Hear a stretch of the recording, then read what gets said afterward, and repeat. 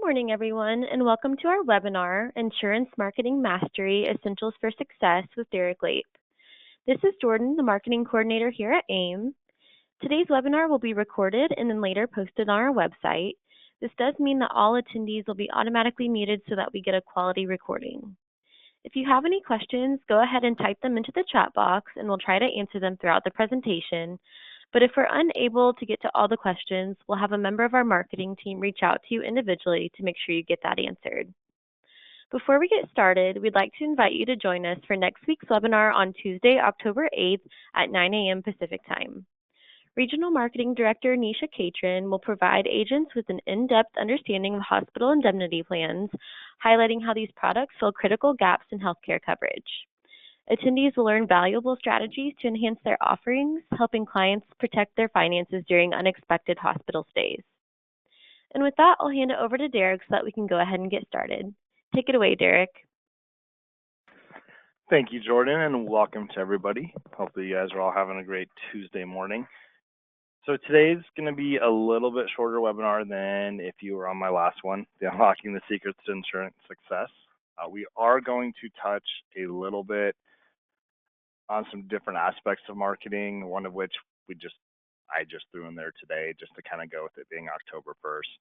So that'll pop up here in a second. But if you're here today, hopefully you obviously know that this is going to be on marketing. We got a fancy title for just that. So what I was kind of touching on there that got thrown in there today is going to be a little bit of AEP marketing. We're not going to go super in depth. Obviously that could be 30 to 60 minutes or longer just by itself, especially if you start to get into all the compliance and different areas there. But I did want to touch on it a little bit just because today is October 1st. If you guys are in AEP, you know what that means. If not, we'll touch on it a little bit here in a second. And then from there, we'll start getting into a little bit more just generalized marketing, some kind of different strategies, things to be aware of. Some of this was touched on a little bit in the last webinar, so it'll be a little bit that I did.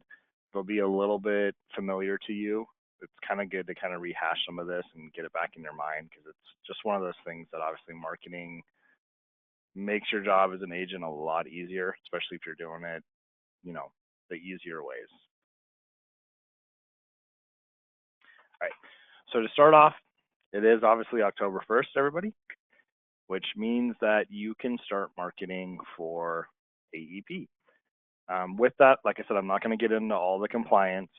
I even have a little note here down kind of at the bottom of things that you can do before October 1st, which it's a little harsh to say that if you're just now getting started, you're behind schedule, but you are a little bit behind the curve because there are things that you can actually do before October 1st. So one of which is once the ANOCs or the annual notice of changes come out in September, you can start reaching out to your clients and let them know that, the plan's changing, right? You don't obviously want to get into all the benefits and different stuff like that, but that's something you can do and discuss with them about what is changing, what the company has released, what's going on. It's an opportunity to get in front of people a little bit before October and AEP, so you're not trying to do everything in this whirlwind of madness over a few months. So it's a good way to get in front of them. And with that, you can leave them enrollment forms, right? You can't fill them out. You can't submit them. You can't do any of that. But you can leave the forms for them to have to fill out along with the scope of appointment. So if you haven't done that already, I would definitely start doing that now. Get those things there. Those scope of appointments are going to be good for 12 months. They can have their, enrollment forms all done. And then what you're going to do is you're going to go ahead and schedule an appointment, obviously, after October 15th or whenever, when you're getting that in there. With that, the clients you're really going to want to meet with first, and this is where it's really good to work with your FMO to stay up on all the emails you're getting from all the different carriers, are those companies, especially for med subs, that are getting big kind of premium rate hikes, whatever you want to call them, because those people are probably going to be the most likely to change. And if you don't at least get in touch with them and get them on the books and get them in there, another agent will, right? They're going to be reaching out and doing what they can. So make sure that you have all this kind of set up to streamline and make things a bit more efficient as you move forward through these few months. Also, just getting to know your clients. Some of you guys have really big books. It's really hard to do that. But knowing the ones who are a little bit more irritable or a little less patient, right? The ones who are more likely to just go somewhere very quick. Those are people you're going to want to kind of move up the chain as well, just to make sure they're not going to jump ship and go somewhere else. So that's something that you really want to keep kind of on your mind as you're setting your schedule up and you're trying to get all this through, because there's only so many hours in a day, right? And if you got enough clients, it is really hard to meet all of them. And I'm sure you guys don't want to be there 7 days a week, pulling 12-hour days to get everybody in. Something else to kind of take note of before October 1st that you're able to do is if you ever want to do any of the retail marketing events, things like that, and you want to do those through the carriers, every carrier is a little bit different, but usually the latest date to have all your information into the carrier to kind of get on the list to be selected, doesn't mean you're going to be, is July 25th. So you're going to have to know, okay, I'm going to be going to Applebee's every Tuesday and Thursday from October through whenever, right? And put that on there and submit all that to them. With that, they're looking at a few things. So one, if you're doing it once a month, right, here and there, they're probably not going to choose you, because when this, manager or whatever you want to call them at the carrier is sitting down and trying to build out a calendar, they have to build out a calendar for the whole year. So it's a lot easier to pick, 20 people doing 30 webinar or meetings, sorry, doing 30 meetings, and that just plugs and fills, versus trying to pick 352 different people with different events and different meetings for the entire year. So you're going to want to have that consistency in there. Another thing that I highly recommend that I see a lot of agents kind of do the opposite of, especially during AEP, is they stop doing a lot of their informational meetings and they kind of just switch to just doing all their, in-person meetings and stuff like that, getting people on the books and written up. I wouldn't stop the informational meetings that you've been doing for a couple of reasons. One, consistency is key, especially when you're talking about the senior market. Number two, a lot of people who are going to be aging in come March, April are going to be going to those informational meetings in October and November. So that's a big kind of pool of people that would be feeding your pipeline later on that you're going to miss out on. And I know that's just adding more work there, but it's something that's really important to kind of keep going. So that way you don't have a dead zone, unless of course you're planning on taking a few months off after AEP, which I don't blame you. So just a few things to kind of consider there. Getting that information out, kind of streamlining stuff. Some of this later marketing that's more general will go into also AEP.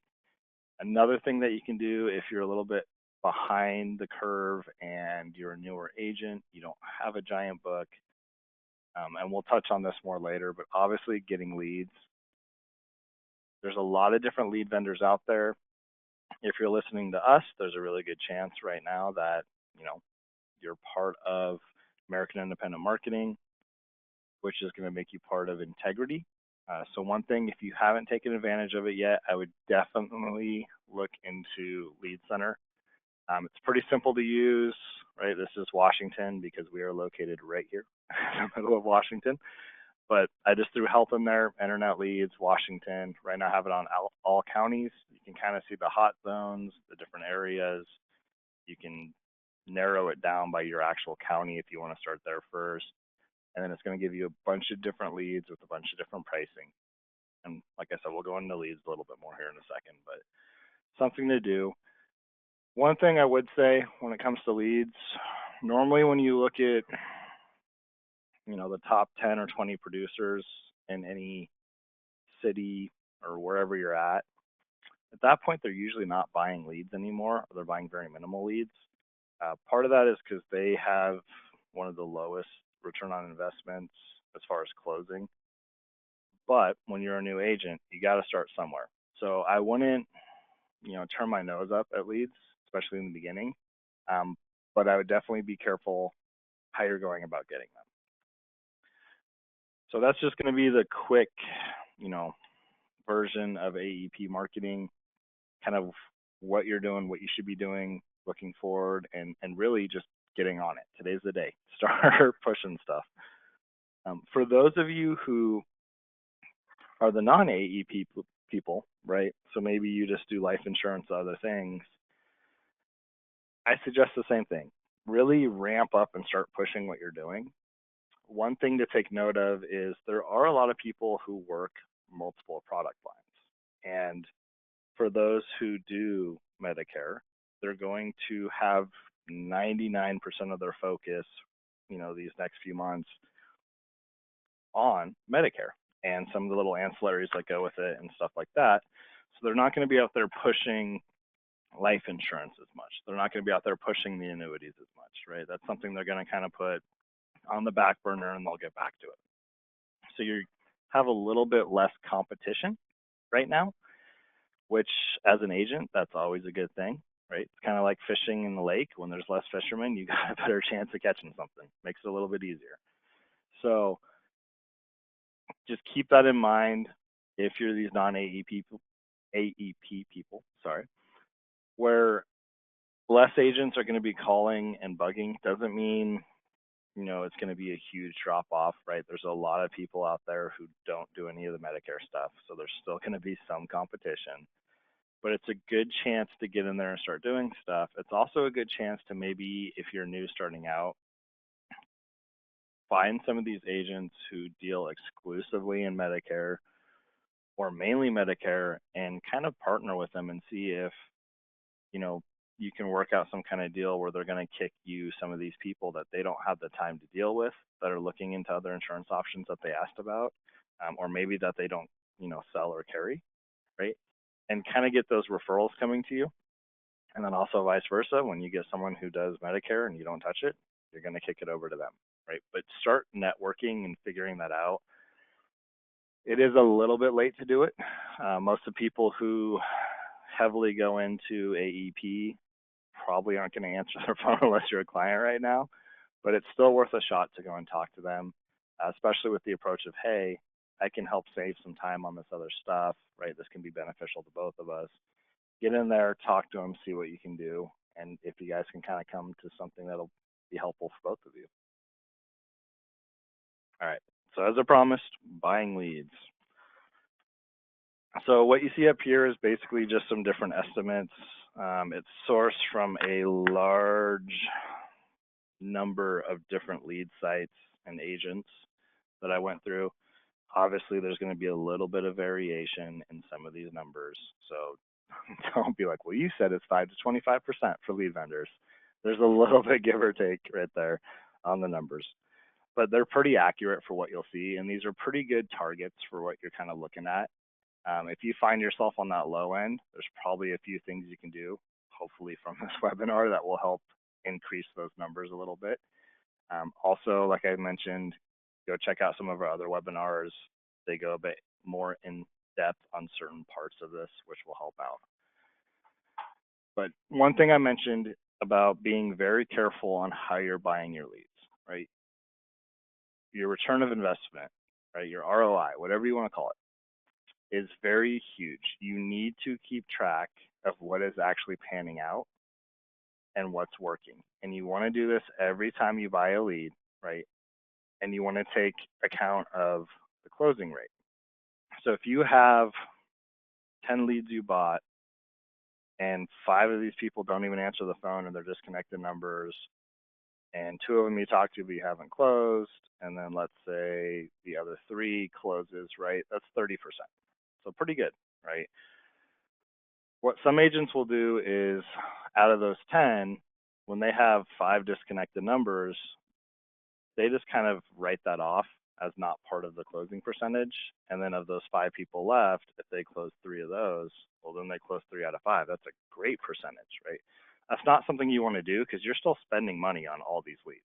So you want to keep the big picture of everything you're spending on money on and how much you're actually getting back from it. So that way, especially as a new agent, when you go sit down and you're like, I spent $1,000 on leads, that's a lot. You're actually able to see what's coming back to you in your paycheck. and figure out if it's working or if you need to adjust, either by using a different lead vendor, buying different types of leads from the lead vendor you already have, or maybe just going away from leads altogether, right? So make sure you're actually able to track what you're doing, how you're doing it, and what you're getting out of it. That's going to be one of the biggest things to being successful. Even as a existing agent, if you're still buying leads, it's good to go back and look at them and see what they're actually doing for you. Is it worth spending all that money, right? Maybe you got the money to spend on it and it's been an afterthought for 5-10 years, but it's a good thing to go look at and just see, because there might be a small tweak that could bring in a lot more revenue for you and your agency by simply just changing the lead type, because maybe the ones you have aren't working. Right. So part of what I mentioned earlier was, once you've been established for a while, most agents, especially those top producing agents, really don't like buying leads. As I mentioned, it's pretty easily, or arguably, whatever you want to say, I've heard both people. Some people really love leads. Kind of your worst return on investment. And what I mean by that is the percentages aren't as great when you look at it compared to referrals, which are usually around 40 to 50% or higher, depending on where they're coming from. It's one of those things where it takes a lot more time. You're doing cold calls. You have to hope they get there. There's a lot more pressure unless you're buying exclusive leads.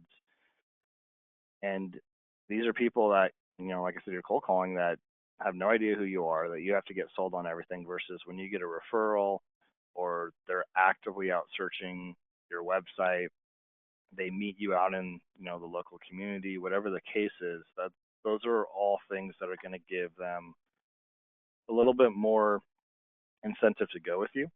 So it makes it a little bit easier, which is going to be all these different options right here. I'm not going to read them all off, but it's one of those things where it's really important. One thing I don't think it's utilized very much as an agent, I know I didn't do it a lot when I was an agent or financial advisor, is customer surveys. And when I say that, I don't mean just, did I do a good job, right? 1 through 5 that we're all used to doing for everything. I mean things with questions like, what do you wish we would have talked about? What's important to you to get from your agent? What are some products you wish I carried or discussed, right? Because maybe you exclusively focus on one portion of the market and you have a large book of people, and maybe 80% of them are wanting to get final expense, right? Or dental, or whatever the case is. And it's very easy to pivot and cross sell those other things. And we all know dental's not the biggest commission check, right? But it's one of those things where if you get hundreds of people signing up on it, it's going to be a pretty good kind of addition to your paycheck, especially depending on what carrier you're going with.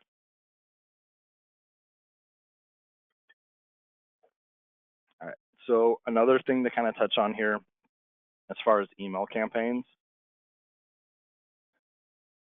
the most important part of that is going to be your content, right? Content, content, content. I can't say that enough. You don't want to just keep spamming people's emails with things that isn't going to have any relevancy to what they're looking at. That's just going to be something that they ignore for a few reasons. One, if they don't click on it enough times, it's going to start going to their spam.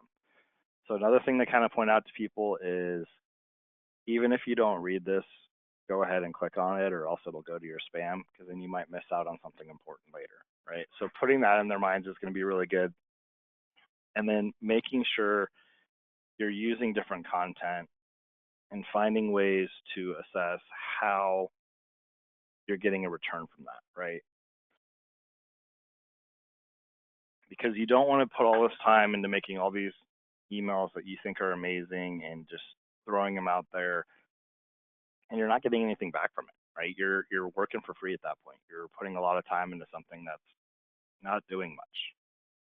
So that's something that you want to be able to track. And that goes into content marketing, right? Making sure that content is something that people actually want to look at. There's a couple different ways you can do this. So Some people get very focused on, like I just said, there has to be some kind of ROI. I need to be making money off this. It needs to be leading the contracts. Another big thing to remember is, excuse me, if you're putting content out there that's getting clicks or views, it's building your presence. It's building this sense of you know what you're doing, you're an industry leader, right? And that's going to be good even if it's going to other agents, if it's educational webinars or things we're seeing, because what's going to happen is clients are going to see, okay, not only are they an agent, but they're giving information that's helping other agents, right? They're a subject matter expert. This is the person I want to go to. So maybe that's not directly leading to a contract right away, but it's kind of establishing you in that community. So that's another good thing to do. And consistency is really key with this too, right? Which you're probably thinking, hey, you just said don't spam. Don't spam, don't go crazy, but you want to make sure you're consistent. So whether that's a biweekly email, newsletter, whatever the case is, whether it's weekly, which is going to be tougher because you're going to have to keep that content relevant to keep people reading it, right? But make sure you're consistent, especially if you're dealing with the senior market. They love consistency. That's one thing that needs to be there for everybody. And even when it comes to millennials, younger, right? When people get used to seeing something, especially when it's relevant and they like it, they're going to not be too happy when you miss a week here or there, if it's usually a weekly thing. So keep that in mind. All right, so moving on to the website. If you don't have one, definitely get one. There are a lot of people you can hire to build them. We have some people we refer out to here if you don't have anybody in mind, so give us a call. We can kind of get you in touch with them. There's a lot of websites that do it. You're going to want to go on and obviously read some reviews and make sure that they're building insurance specific websites and kind of making sure that that's in line with what you're doing. When you're building these, you're going to want to have it be targeted towards your market, and you're going to want to have it be user friendly and easy to get through, right? Those are going to be the big things. It doesn't need to have stuff all over the place. It doesn't need to be the fanciest website in the world, but it does have to be easy to use. Part of with that is one thing you want to make sure is that there is a way that they can send you at least their name, number, and what they're looking into, so you can reach out and give them quotes. If not, something that goes more in depth, right? But at a bare minimum, you're going to want to have, if you have different socials like Instagram, Facebook, links on there to that, right? And a little bit about who you are or your agency and what you're doing, just on the minimum side. This is something that's really important because it's going to build kind of what I like to call more passive, right? Leads that you get. So with this, people are actually out there looking for some reason. You're not just cold calling them, so you're going to have a little bit higher closing rate. And they're also coming to you, hopefully. And this is a good spot where if you have your newsletters, if you do podcasts, webinars, you have links to that, right? Because all this stuff that's in there, when those search engine optimizations for Google and stuff like that, where people go there, the more content you have, the higher up the list you're going to be. The more clicks you get, the higher up the list you're going to be, right? There's other ways around that. You can pay for stuff where you kind of become number one. But if you're trying to do this the cheapest way, you want to go about it by having the right content, having the right links, different things that you can click on. Another thing when it comes to links, whether it's on your website or emails, don't have the link be click here, right? Actually have the description of the link, make it sound catchy, so someone's going to click on it. All right. As far as kind of setting everything else up in here, you can keep it simple to start with, like I said, just kind of go through it, but those are some things you want to keep in the back of your head. There's even actually kind of going back to that search engine optimization. If you Google search optimization or search engine optimization, sorry, starter guide for Google, there will be a whole guide on what Google is looking for when it comes to their search engine, and that'll kind of help you cater what's on your website and getting higher up that list, more or less for free instead of having to pay someone to move you up the list. So another way to get up that list, another thing that's extremely important in today's world, I'm sure everyone's used this in some way or fashion, whether it's buying a car, going to a certain store, whether you're on Amazon looking at certain products, right? Social proof. It is so important, right? So when you look over on that upper left side and you see all these different agencies and their star ratings, it's something that the public is using so much today, right? 88% of consumers trust online reviews as much as personal recommendations from friends or family. That is huge, right? As you see kind of down at the bottom, 9 out of 10 buyers are more likely to purchase a product after reading a positive review. So if you have positive reviews on Google, Yelp, wherever it is, people are looking at that and they're going to be more likely to call you. On the flip side, if you have a bad review, it's not the end of the world, okay? So one thing that's kind of even worse than having a bad review is if you have, let's say, 1,000 reviews and they are all 5 stars, right? Everyone's going to have an off day. Something's going to happen. They're going to have a client that, you just can't make happy for whatever reason, right? So when people see bad reviews, what they're looking at is how that carrier, that agent, that business responds to the negative review, right? You don't want to get super defensive. You don't want to sound angry. You don't want to make it seem like it's all their fault, right? It's just simply one of those things where it's like, I'm sorry to hear that.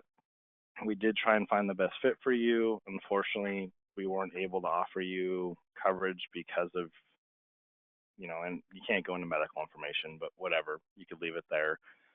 But, we'd be happy to help out anywhere else we can, right? Something simple like that, where someone's going to look at it and be like, okay, this is just one of those customers that, probably complains a lot or whatever the case is, and they're still going to go with you. Versus if you don't have any 2, 1, 3-star reviews, and you don't want a lot of them, but if there's none there, then your first assumption is going to be like, okay, they're just scrubbing this, they're getting rid of all the negative reviews. And that's kind of worrisome to a lot of people because there's probably a lot of negative reviews that they just got rid of. So getting a bad review isn't the end of the world. Obviously, try not to get too many of them, but more importantly, just make sure you respond to it the right way. And this is something that's going to be extremely, extremely important in today's world. As far as social media, if you don't want to get on there, I understand, but it is very, very important in today's society and world. People are glued to their phones, their computers, right? Even seniors, 87% of them are on social media daily. And of those 87%, 93% are going on things like Facebook, right? Multiple times a day. So it's a really good way to get free advertisements in there. And yes, you can also pay and get different advertisements that way and boost campaigns and everything fun like that.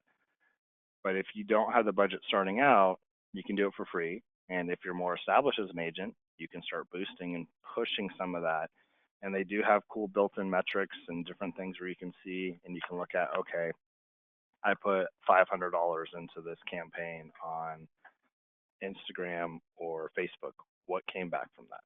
Right. But it's also one of those things where if you can get content, not just sales, that people are sharing, it adds to you being that subject matter expert or whatever the case is, and people are going to reach out to you. They're getting used to seeing your name, they're getting used to seeing your face. Hopefully, you have a picture, right? And they're seeing this shared from family members or friends.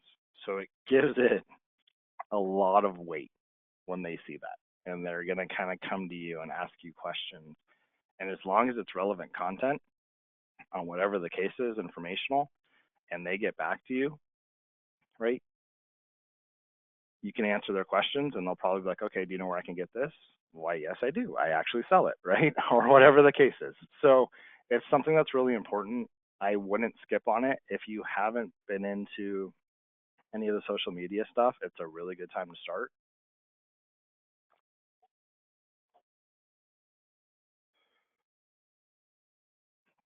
All right. So paid advertising, a lot of different methods, right? You can do direct mail.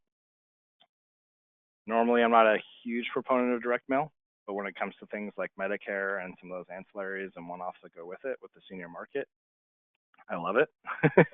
There's a very good success rate and return on investment for direct mail when it comes to those things. Um, if you're selling products that are geared more towards those younger generations, excuse me, it's kind of starting at millennials like me or younger, I don't read my mail that much. So it's just one of those things to keep in mind. But I do look at it every now and then. So other kind of ways of reaching people are going to be a little bit more effective depending on what you're selling. One thing that's, also in older form are things like radio ads, billboards. Obviously, you're going to want to make sure the content or what you're saying, one, is compliant, but two, is something that's going to be a little bit more catchy, to the point, and catered towards that specific market. So if you're looking for, I don't know, let's just say MedSup stuff for Medicare, right? And remember, like I said, check compliancy first. You're probably not going to want to put an ad on, you know, hot KF 24.7, today's newest top hits, right? Because that's going to be a lot of younger people listening to it, and very few percentage of the people listening to that station are probably even going to be able to get it. So keep that kind of stuff in mind as far as what you're doing. Billboards can still be pretty effective. It's something that just kind of puts your name and face in somebody's head as they're driving around running errands, and they might, when they come up to AEP time and they haven't heard from their agent yet, be like, oh, I remember seeing the billboard, right? Or I remember hearing this ad, or I remember seeing this in the paper, right? These things that have kind of shifted away from a lot of people using anymore because social media has become so big are still pretty effective, especially if you're dealing with the right kind of market. And it's one of those things where it's good to have it in there because there's not as much competition as there used to be. I mean, if you flip through a newspaper or listen to radio ads, look at billboards, there's not too much up there for agents anymore, right? Most of them have shifted onto these newer things, right? Which they're great, they're amazing. I love them personally, but with them being the new big thing, everybody has kind of jumped on that boat. So there's a lot of competition on there that people are seeing. And with that, it's still good to do it. It's still going to make you more successful than if you don't, but you're going to have to be a lot better at the content you're pushing out and how you're doing it to really stand out versus if you're the only insurance agent in the newspaper, yeah, you still want to have good content, obviously, but I mean, you're the only one there, right? So that makes it a little bit easier to get those phone calls. And with these, a lot of these, you can do different kind of budget amounts. Going back to social media, you can go really, really cheap as far as free and just pushing stuff out. You can do very low budgets and kind of push it out locally or to different areas with campaigns. So you can kind of really adjust the budget you're looking at spending. And as I mentioned, keep track of this, but your return on investment usually is going to be a bit better than cold calling leads, depending on what type of leads you're calling. So this is a really good way to go where you're not as reliant on leads. You're building this, and then the main goal, obviously, is to get away from leads altogether, right? Just running off referrals, running off all these passive leads where you have websites set up, people are clicking, where you have social media just going, people are calling in, right? That's kind of the main goal. All right. Another one that I really love as an agent or a financial advisor is going to be your local presence, right? That's going to cover a lot of different areas. but it's something that can really, really separate you from other agents. So just as simple as being out in the community at different events, talking about different things, having booths or tents, something that doesn't happen as much. Once again, look into compliance, right? Especially with what you're talking about. But it's one of those things where it just gets your name and face out there. Giving back to the community is huge. A lot of people are willing to switch brands or agents or different things like that, and it's a high percentage. It's somewhere around 90%, give or take. They're just willing to switch if it's going to go towards some kind of charitable cause, right? So if they see you're out there supporting, you know, youth baseball, right? Or different things like that, or giving back at the community, or helping with food lines or soup lines or different things. It's something where a lot of people do want to give back, excuse me, but they may not have the money to do it and they need insurance, right? So in their head, they're thinking, okay, if I'm going to this person locally who's giving back to the community, in a way, I'm kind of helping, right? So it's one of those things to keep in mind, right?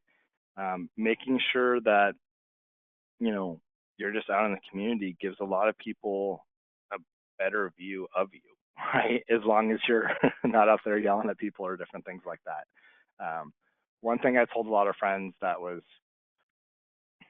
tough and fun as an agent is a lot of jobs, 8 to 5, you go home and you're done, right? As an agent, even if your office hours are 8 to 5, you're always an agent, right? Everybody's a potential client, whether you're in line at a grocery store or at a football game or whatever the case is, and you get talking, oh, what do you do for work? Oh, I'm an agent, right? There's always so many questions that come from that about their insurance policies, about this, about that. So it's one of those things where you're always working, whether you're working or not. So it's important to keep that in mind when you're around in those community events and just getting your face out there. Another big thing about kind of becoming that subject matter expert in your area is joining groups and networking. So whether it's a BNI, Chamber of Commerce, creating your own networking group with maybe a PNC agent if you don't do that, maybe financial advisor, maybe a lawyer, whatever the case is, right? Where you guys are kind of bouncing leads back and forth and working together is going to be huge because you're getting with established people, hopefully, or if you're younger and starting out, like when I did it, I got with younger people starting out who, were determined and hungry and trying to get their name out there. So there's a lot of different growth that can come from that. And once again, those referrals you're getting, those leads you're getting from those groups and networking are going to have a lot better return on investment, right? Than just cold calling leads that you don't even know if it's the right phone number. So it's one of those things that's going to be very important. Another really good one is doing seminars or marketing. And like I said, check compliance because if you're talking about certain things, you do have to go through carriers and get it approved. Um, but especially just informational seminars, whether that's at colleges, community colleges, different workplaces if they'll let you in, different senior communities, right? Is you'll get up there and you will give an informational, talk on whatever, right? And you're not pushing a product specifically, you're not pushing sales, you're just giving information. And maybe it's at that, let's say senior community center. Most of the people who go to that are going to have questions after. And you can answer quick ones, and then you can set up a time to meet with them later. A lot of those same people are also going to ask if you sell those things, right? Which, if you're doing it right, obviously the informational seminars you're giving are going to be on products you sell, right? So it gives you a really good kind of transition into being able to place them and close on products, which is really, really important, obviously, right? We can't work for free, unfortunately. And then another thing that a lot of agents just stop asking or forget to ask when they're new, referrals, right? It's simple. Is there anybody else you think would benefit from having a similar conversation? You can tweak that however you want, right? Obviously, you want to ask the people that you probably closed something with, or you really helped out and they're thankful even though you couldn't place them with anything, to give you the kind of those referrals. And I have seen a lot of agents, they will not ask unless they close the business. A lot of my referrals have come from clients that I couldn't place with insurance policies just because of the way it was handled with them and how they were treated. And they are just as happy to give referrals because of what you did. And they will keep calling back in the future to try and get policies from you. So don't think getting a no is the end of the world, especially if you kind of handle it the right way. All right. As I mentioned, keeping track of stuff, analytics, metrics, the fun words, right? This is something that is so important. It always has been. The reason why I say in today's world is because it's a little bit easier with CRMs, with different, analytical tools that you can buy or set up, or you can do all the math yourself and keep track and write everything down. It's a lot easier. The problem is there's a lot more different ways to market. As we talked about, you can do it organically, you can do it in the community, you can be doing it from referrals, you can be doing it from social media or other paid ad venues. So there's a lot more to keep track of where you're putting your dollars, and you really want to make sure that's working for you, right? It's not just I don't want to run out of money. It's is this actually making sense? Is this growing my business? Is this going to make me continue to be profitable in the future, right? So you really want to look at what's working and what's not. And there's a lot of different ways you can go through that and see what's working, but just do it. However you're going to do it, do it. I don't care if it's Google Alerts. I don't care if it's Google Analytics. I don't care if it's Uber Suggest or anything out there, Moz, SEMrush. If you're doing it by hand, just keep track of it so that way you can actually look at what's working. With that, if I were to ever write a book on marketing or sales, right, this is really the bottom line. It's pretty simple, right? I don't care what you're selling, how much it costs. Obviously, people are price sensitive, but if you can find a way to add value to that client, you're more likely to close. Whatever your lead source is, where your referrals are coming from, getting to know that client, how you're marketing to them, right, and pushing out to who you're targeted to, add value. And that might be listening to them if they like to talk. It might be finding the best price. It might be making them feel secure that their family's going to be protected. Whatever it is, find out what it is that adds that value to them and push that point, right? Create a presence. I don't care if it's online. I don't care if it's, regionally, wherever it is, build a presence. If you want to be the insurance guy for podcasts on dental, right? Build a presence, keep it consistent, keep going with it, okay? And look at it and see if it's working, obviously. Number three is building relationships, right? If that's networking with other people, if that's with your clients, I try and treat all my clients like friends or family, whether I can help them or not, because that's how you get referrals. That's how you build that presence, and they're going to keep coming back to you. So making sure that's there is huge, right? It is doing it the right way, building those relationships, and that is going to pay the biggest dividends, right? Yeah, you might be able to put people here, there, do this, that, and have crazy large sales numbers without building that relationship for a year or two. But eventually, those people are going to leave, right? If you're in this for the long haul, build those relationships. Number four, yay buzzwords. So Kaizen, Lean Six Sigma, right? All that's really saying, constantly assess what you're doing, whether it's actually working or not, and adjust and try and get things as efficient as possible, right? Just keep it easy. And do that throughout your career. Don't get complacent. Don't get stuck, right? Complacency kills, right?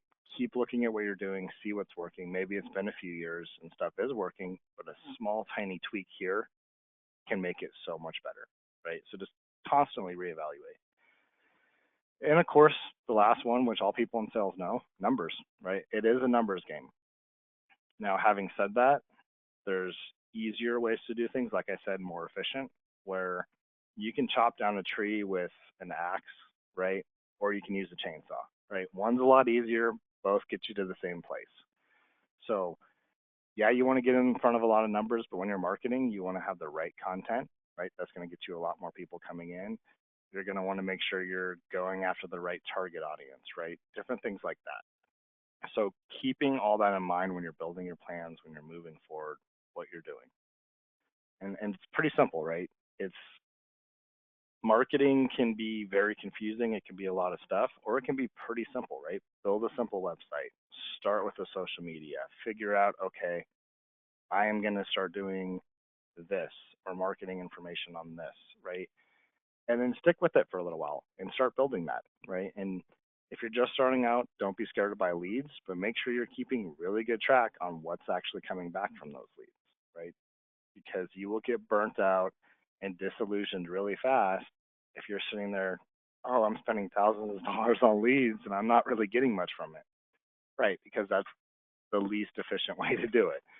So keeping all that in mind, and then obviously we're here for a reason. So if you guys have any questions on any of this, if you're curious about different forums, marketing tools, carriers, whatever the case is, give us a call in the office, 800-672-7202.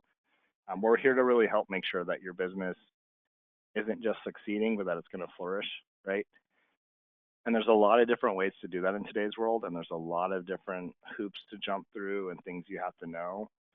So you can sit here and go on Google for hours, or you can talk to us, and we can really kind of help point you in the right direction for what you're trying to do, right? Whether that's product related, whether that gets into a little bit more of the marketing side, whatever it is, we're here to help out, right? So with that, I just want to say thank you for everybody for being here. I hope you have a great rest of your day, and I will be reaching out to see if there are any follow-up questions here, because we did have a few, but they're pretty specific. So I'm just going to call those agents directly, and then I'll talk to the rest of you soon.